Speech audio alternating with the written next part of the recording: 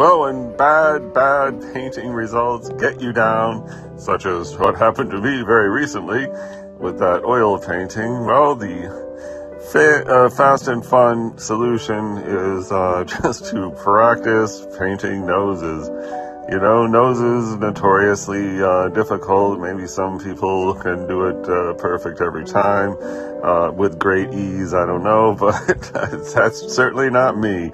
So a good way to sort of right the boat, as they would say, when the painting results are absolutely horrible, is get some nose practice in, and if you take your time, maybe you can get it to look like a nose. I don't know if I really succeeded here, but just the act of attempting to paint the nose is I guess a direction that one might take when the